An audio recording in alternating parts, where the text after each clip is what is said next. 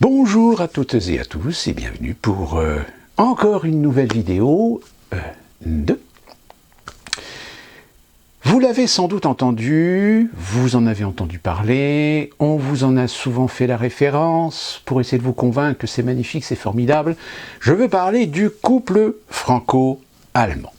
Alors, je ne vais pas aller dans le détail, je ne vais pas vous faire un historique de ce qu'est le couple franco-allemand, simplement vous donner quelques références sur le fait que c'est en 1958 que De Gaulle et Adenauer ont mis les bases de ce qui allait améliorer, coordonner, harmoniser les relations entre la France et l'Allemagne. Alors attention, quand je dis l'Allemagne, à l'époque, on parle bien de la RFA, c'est-à-dire la République fédérale d'Allemagne. Conséquence de sa défaite pendant la Seconde Guerre mondiale, ou à la fin de la Seconde Guerre mondiale, où le pays a été séparé en deux, d'un côté occidental, dit de l'Ouest, et de l'autre, la RDA, la République démocratique d'Allemagne, sous contrôle évidemment du parapluie soviétique. République démocratique, démocratique n'étant là que le mot et pas le principe même du régime. Comme quoi, vous voyez, on a quand même connu un pays qui portait le mot démocratique, alors qu'en réalité, il ne l'a jamais été. Et évidemment, cette coopération, elle n'est pas anodine. Elle n'est pas anodine, pourquoi? Parce que, sur le plan économique, la France et la RFA sont quand même des partenaires essentiels, surtout à la construction européenne. Les Anglais, un petit peu à part, comme ils sont géographiquement une île, ils ne le sont pas uniquement que géographiquement, ils le sont aussi idéologiquement, car même s'ils ont à un moment donné intégré le processus de la construction européenne, force est de constater qu'ils ont toujours eu un petit peu certains reculs par rapport à certains points de vue ou certaines politiques appliquées dans ce développement qu'est l'Europe. Et puis, cet accord, évidemment, il a fallu qu'il évolue, il évolue avec son époque, avec son temps. C'est pour ça qu'il y a eu plusieurs rencontres, que Mitterrand et Kohl, on se souvient de cette image de Mitterrand et de Helmut Kohl, la main dans la main. Sauf que ce renforcement, à cette époque, c'était l'époque de la réunification. Les deux Allemagnes sont réunifiées, Berlin redevient la capitale de l'Allemagne. Cette fameuse Allemagne qui, entre nous soit dit, étant donné que c'était quand même le pays vaincu. Il est encore et toujours aujourd'hui assujetti à certains principes imposés par le traité de reddition, par le traité signé entre les différents belligérants de la Seconde Guerre mondiale en ce qui concerne le conflit européen, et que par conséquent, en effet, déjà à l'époque, lorsque nous avons signé cette coopération avec l'Allemagne, en réalité, soyons clairs, la coopération entre la France et l'Allemagne, c'est en réalité un moyen pour Washington de plus ou moins réussir à interférer dans le développement politique de l'Europe. Et évidemment, lorsqu'il y a eu la chute de l'Union soviétique, et lorsqu'il y a eu le projet de réunification des deux Allemagnes, cette réunification, elle ne s'est pas faite juste par la simple volonté des Allemands. Et non. Cette réunification, elle était possible à condition que les belligérants vainqueurs de la Seconde Guerre mondiale y soient en accord. Alors, déjà sur les belligérants, il y en a un qui a été dégagé, puisque la chute de l'Union soviétique a fait en sorte de dégager la Russie de cet accord. Reste néanmoins la France, la Grande-Bretagne et les États-Unis. Ces mêmes États-Unis qui ont énormément fait pour permettre à l'Allemagne de l'Ouest de se développer. Et de faire que l'Allemagne de l'Ouest, de par ce développement, du fait que on a fait table rase, on a reconstruit, on a aidé, ça a permis à cette Allemagne de l'Ouest de devenir économiquement beaucoup plus productive et beaucoup plus efficace. Alors, attention, avec une culture un peu différente que ce que la France a pratiqué. Parce que la France a une politique sociale, solidaire, alors que l'Allemagne a très rapidement pris le pli d'une politique économique libérale, voire même, avec le temps, ultra-libérale. Ce qui a fait que dans les années 90, lorsqu'on a commencé à repositionner un petit peu les curseurs de cette relation particulière qui a été évidemment accentuée et servi de pilier à la construction même de l'Union européenne, eh bien très rapidement les Allemands ont commencé un petit peu à regarder la France de haut. Regarder la France de haut, ça veut dire quoi? Ça veut dire que lors de la dernière rencontre qui a eu lieu entre Chirac et je crois que c'est Schröder à l'époque, oui c'était Schröder, Schröder a commencé à dire à Chirac, bon écoutez, la France vous êtes gentil, mais il va falloir que si on construise l'Europe, il va falloir que vous aligniez. Parce que le modèle allemand et le modèle français sont complètement différents. Or, si on veut construire l'Europe, il faut qu'on standardise, il faut qu'on harmonise. Et c'est là qu'au moment où Merkel est arrivée au pouvoir, que tout d'un coup en France, des intellectuels, des économistes ont commencé à parler en disant que même si la France et l'Allemagne sont considérés comme les piliers de l'Union européenne, il semble bien que finalement aujourd'hui, nous soyons en train d'assister à un coup d'État des Allemands sur l'autorité, sur le pouvoir de l'Union européenne. Tout simplement parce que les Allemands considéraient que les Français faisaient preuve de beaucoup trop de laxisme à faire les réformes nécessaires. Sauf que le retard qu'on a pris à faire les réformes, eh bien, on s'est rendu compte que très rapidement, dès l'arrivée de Sarkozy, les choses ont commencé à se mettre en place. Non seulement elles ont commencé à se mettre en place, mais en plus elles sont mises en place même sous l'époque d'un socialiste, François Hollande.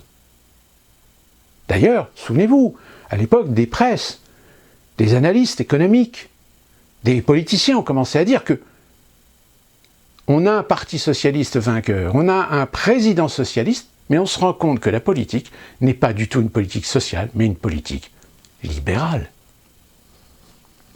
Et c'est d'ailleurs ce qui a causé la perte définitive du Parti socialiste.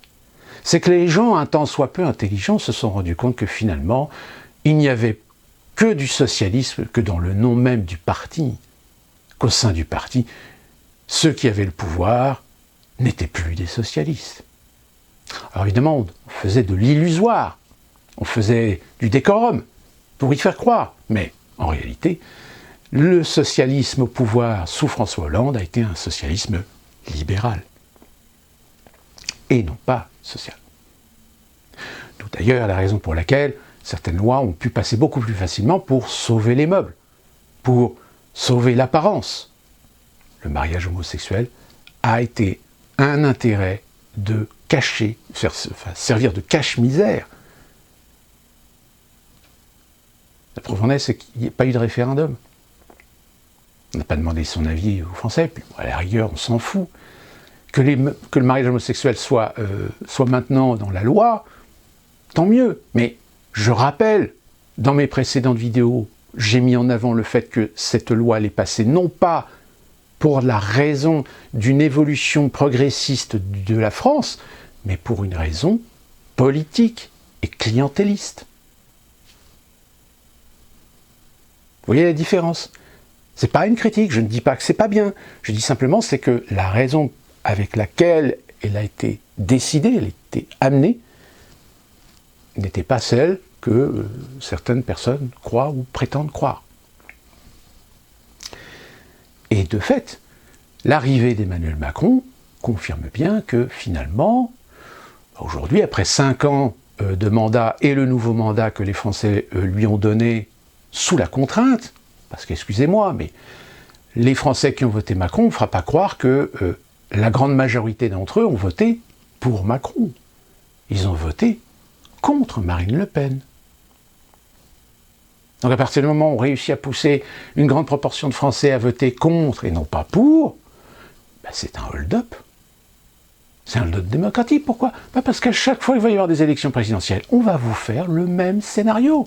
Parce qu'on sait qu'il y aura toujours des gens qui ne voteront jamais pour l'extrême droite, qui ne voteront jamais pour le candidat qui sera mis en opposition à Macron, parce qu'on lui attribuera toutes les étiquettes, pour être sûr que des gens ne voteront pas, mais pour, ils voteront contre. Donc ça a marché en 2016, et bien ça a marché en 2022. Et ça marchera encore en 2027. Si on n'est pas tous morts d'ici là. Et donc, à un moment donné, en France, dans les années 2000, 2010, surtout dans les années 2010, on a commencé à voir des gens commencer à dénoncer le fait que finalement, ce sont bien les Allemands qui ont le leadership européen. Et là, j'ai envie de dire, mais tout d'un coup, ce fameux couple européen, il en a pris du plomb dans l'aile. La raison pour laquelle, récemment, on a vu tout un apparat pour essayer de reconforter dans l'opinion ce fameux couple franco-européen, même si précédemment, force est de constater que les relations se sont un petit peu tendues entre Paris et Berlin. Mais, très clairement, Macron et Scholz ont joué leur rôle, d'essayer d'attendrir, de jouer un petit peu d'affection auprès des opinions pour dire non, on a des différends, c'est normal. Entre partenaires, on peut avoir des différends, mais le couple franco-allemand est immuable, est immaculé. Sauf que, malheureusement, force est de constater que depuis même avant la pandémie, les relations entre Berlin et Paris se sont dégradées. Et que souvent Berlin ont pris le pas sur les décisions, sur les politiques européennes que celles de la France. J'ai même envie de dire, même s'il y a des concertations entre les deux pays, en règle générale, l'Allemagne a fait un bras d'honneur à la France en disant « tu nous emmerdes, nous, on a décidé que ça sera comme ça, et ça sera comme ça, et pas autrement. » Et là, évidemment, ça s'est vu. Ça s'est vu, et même ceux qui étaient convaincus du couple franco-allemand se sont dit ouais, il y a quelque chose là qui va pas du tout. Ça n'a pas été du tout. Même si,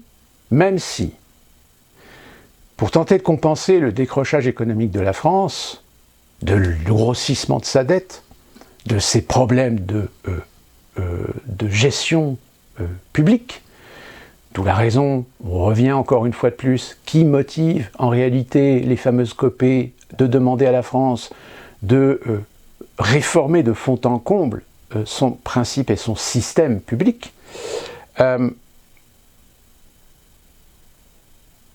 on a continué à entretenir de façon fallacieuse cette relation du couple franco-allemand. Pourquoi ? Tout simplement parce que la France avait besoin néanmoins de l'Allemagne pour soutenir sa dette. Et surtout soutenir sa dette à travers l'euro. L'Allemagne, elle, défend son industrie. L'Allemagne a gardé des tissus industriels. Contrairement à la France, où nous avons laissé pendant ces 20 dernières années des politiciens, des ministres, des gouvernements, désindustrialiser le pays. Qui plus est, désindustrialiser parfois même avec l'argument et l'aide des écologistes. L'Allemagne a exporté, et s'est bien placée dans certains marchés.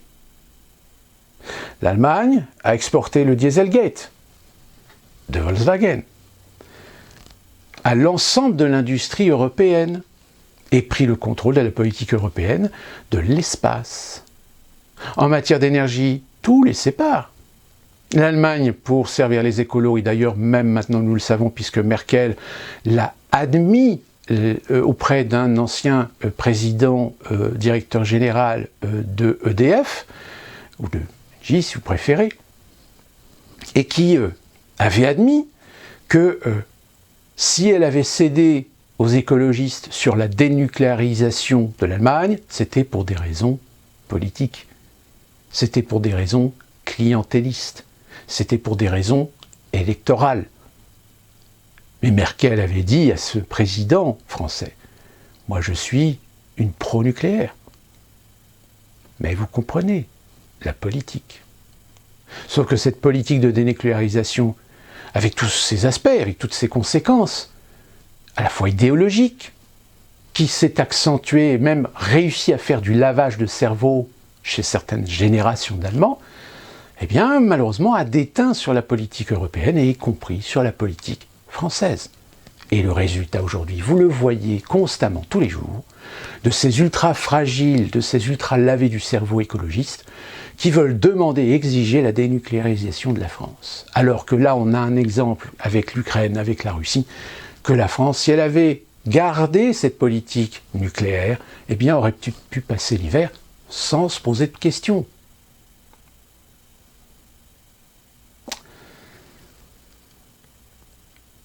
La France n'est plus pour l'Allemagne qu'un partenaire parmi d'autres. En France, on parle de couple franco-allemand, mais en Allemagne, on préfère évoquer l'axe franco-allemand. L'Allemagne s'est opposée systématiquement à tout ce que proposait la France. Pour le cadre de l'harmonisation, dans le cadre de la défense même de certaines valeurs sociales, de progrès social. Eh bien, l'Europe, les Allemands ont tiré un boulet rouge sur la France. Vive le couple franco-allemand.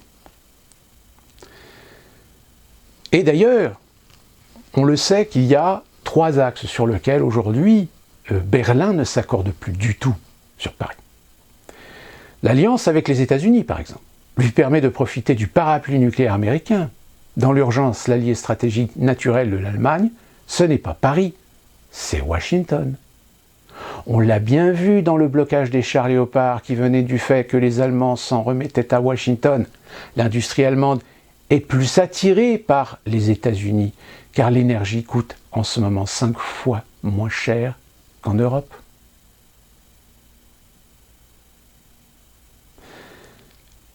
L'Ostpolitik est devenue une stratégie prioritaire. L'Allemagne, qui était devenue le premier partenaire de la Russie, a maintenant changé de cap.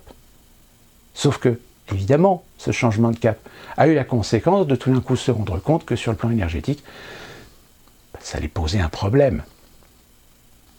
Et puis, soyons honnêtes, ça servait aussi l'intérêt de Poutine de mettre un peu de division sur le plan européen, sur l'Union européenne. Vous comprenez que si à partir du moment où il tenait l'Allemagne par les couilles avec le gaz et le pétrole, enfin surtout avec le gaz, c'était une façon pour lui de réussir à diviser et rendre dépendant l'Allemagne. Et donc l'économie allemande va maintenant se nourrir de l'immigration pour répondre à la pénurie de main-d'œuvre et concurrencer les autres pays dans le recrutement de personnel qualifié. Et oui, sauf que ça, c'est une tactique qui fonctionne à partir du moment où vous réussissez à avoir le contrôle sur l'ensemble même des chaînes industrielles, productifs.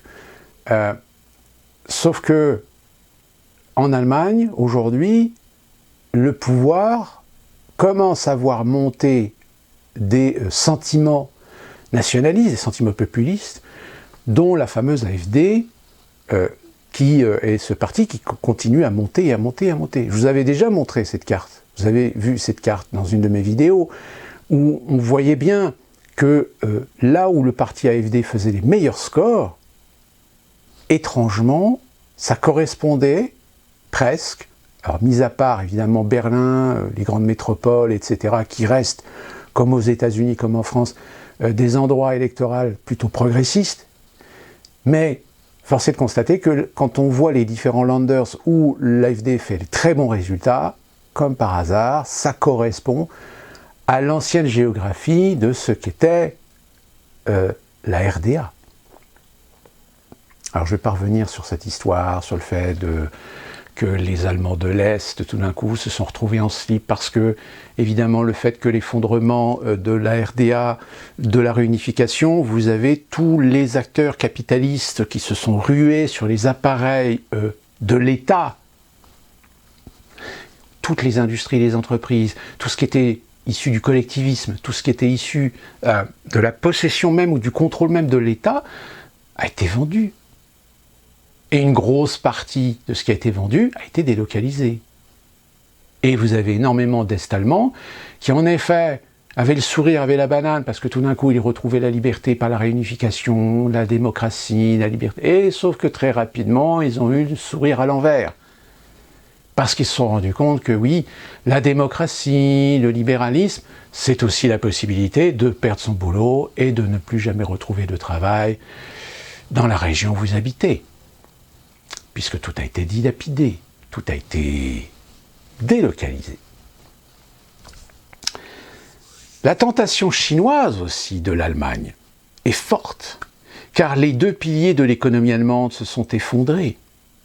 L'assurance d'un gaz russe bon marché, la conviction de pouvoir dépendre de la sécurité américaine, c'est pourquoi ils ont rompu avec leur traditionnel pacifisme en décidant de se réarmer. Olaf Scholz est allé voir Xi Jinping sans Macron, pour renforcer les liens entre l'industrie allemande et la Chine, où les constructeurs automobiles allemands réalisent jusqu'à 40% de leur chiffre d'affaires. Et comme ils ont eu des pertes avec les sanctions russes, donc les Allemands ont tout intérêt à renforcer leurs liens avec des pays dans lesquels ils sont déjà bien implantés. Alors, de temps en temps, en effet, les Allemands, depuis ces quelques dernières années, se sont parfois un petit peu fait taper sur les doigts par Washington. Mais les Allemands sont allemands. Ce sont des peuples anglo-saxons, ce sont des peuples qui défendent en priorité leurs intérêts. Contrairement à la France, où politiquement, on a plus tendance à s'inquiéter de la souffrance, de la solidarité des autres que de son propre pays. C'est pour ça d'ailleurs que ça a facilité l'exacerbation de certains idéologues, intellectuels, artistes, etc., de montrer du doigt les gens qui ont peut-être une préférence nationale que de penser à tout dépenser pour l'autre et laisser crever son propre peuple. Non. Olaf Scholz donc, est allé voir Xi Jinping. L'Allemagne agit avec la Chine comme elle le faisait avec la Russie en faisant passer ses intérêts économiques avant ceux de l'Europe. La Chine continue de soutenir de manière tacite l'agression de la Russie contre l'Ukraine. Donc qui aujourd'hui a le dernier mot? C'est pas Washington, c'est la Chine. La Chine qui joue sur les deux tableaux. Et sachant que certaines contrées européennes, et donc particulièrement l'Allemagne, sont un petit peu dans l'embarras, la Chine aurait tort de profiter de cette situation. La France ne peut plus jouer un rôle diplomatique important. Et ça, malheureusement, beaucoup le disent. Il y a encore 40 ans, la France était considérée à l'échelle mondiale comme la nation qui avait le plus de capacité, de qualité dans la diplomatie internationale. Or, en 40 ans, nous avons laissé des politiques, nous avons laissé des présidents, nous avons laissé des gouvernements saccager cette réputation. Le niveau de dette publique de la France la disqualifie pour jouer un rôle important sur la scène internationale. Avec une dette officielle de 3 000 milliards d'euros, à laquelle il convient d'ajouter une dette hors bilan de 5 000 milliards d'euros. On arrive à une dette totale de près de 8 000 milliards d'euros, soit 231 530 euros par foyer fiscaux. Oui, vous m'avez bien entendu.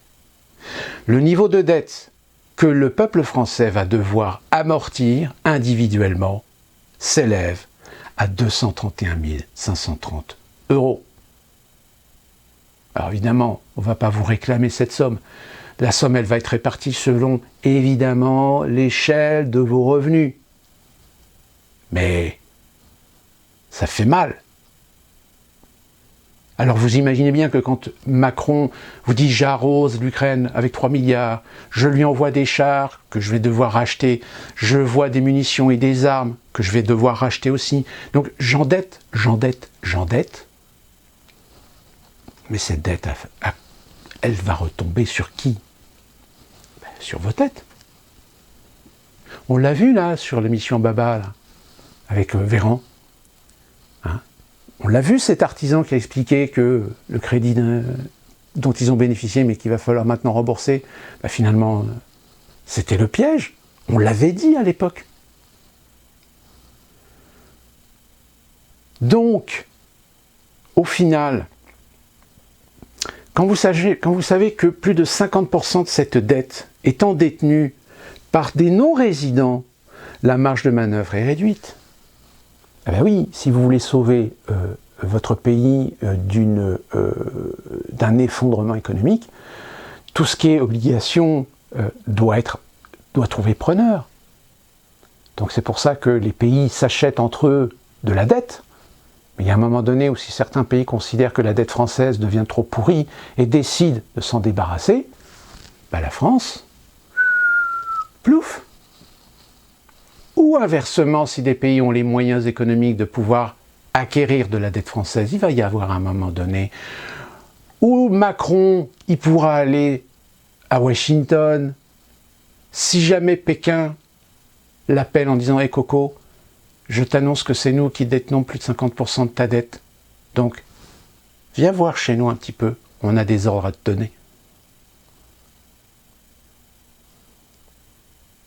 Je rappelle, souvenez-vous de cette histoire, quand la Grèce, je ne sais plus si c'est la Grèce, non, je crois que c'est peut-être la Russie, mais je ne sais plus quel pays avait décidé de se débarrasser, de se dédollariser. Je crois que c'est la Russie. Alors se dédollariser, c'est par différents procédés. C'est soit se dédollariser par des stocks en dollars, ou se dédollariser aussi par l'achat d'obligations souveraines. Et il s'est trouvé qu'à un moment donné, les États-Unis sont un petit peu emmerdés parce que la Russie commençait à revendre, à se débarrasser de dollars. Eh bien, qu'est-ce qu'a fait Washington? Eh bien, Washington a appelé Bruxelles en disant « Eh bien, excusez-moi les Belges, mais on a des milliards et des milliards d'obligations, là, vous allez les acheter. » Alors les Belges, ils ont dit « Mais attendez, et tout d'un coup, non, attendez, vous n'avez pas compris ce que je viens de vous dire. Vous allez les racheter. Point. » Et qu'a fait la Belgique? La Belgique les a rachetés. Liberté? Souveraineté? On ne connaît pas précisément les détenteurs, mais on estime que 250 à 300 milliards d'euros de dettes françaises seraient détenus par la Chine. Jamais la souveraineté de la France n'a été aussi menacée par l'Allemagne, par les États-Unis et par la Chine. Et après, quand on vient vous parler du couple franco-allemand, mais en réalité, il n'y a plus de couple franco-allemand. Tout ça, c'est de l'apparat. Tout ça, c'est de la foutaise. C'est du décorum. En réalité, soyons clairs, du fait que, à force de faire de la dette, que pour sauver la tête de la France, on trouve des gens pour acheter de l'obligation, pour acheter de la dette française. Sauf qu'il va y avoir un moment donné, eh ben ces pays vont avoir un ascendant sur la politique française. Et vous croyez que l'Allemagne, elle est dans quel camp aujourd'hui? Elle est dans le camp de l'Europe? Elle est dans le camp de la France?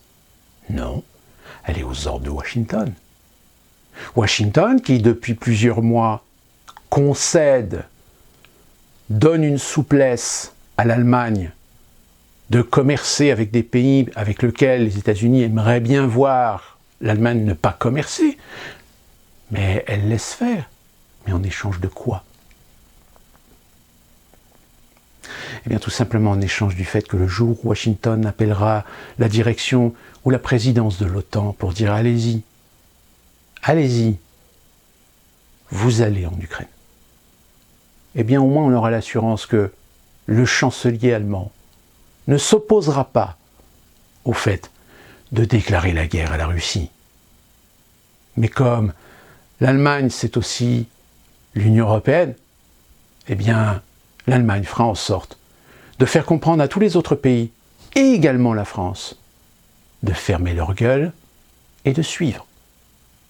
Eh bien mes chers amis, j'espère qu'avec cette vidéo vous comprendrez que la souveraineté française, elle est aujourd'hui dans la cuvette et que nous nous approchons de plus en plus de ce moment où Washington va tirer la chasse. Sur ce, je vous invite à méditer sur la question et on se retrouve très prochainement pour une nouvelle vidéo. Et si vous voulez vous instruire encore plus sur ce fameux couple franco-allemand, je vous laisserai le lien de quelqu'un qui va vous développer ça de façon beaucoup plus détaillée. Je veux parler évidemment de François Asselineau, qui nous a fait une vidéo sur la question, et évidemment elle est très enrichissante. Sur ce, à très bientôt.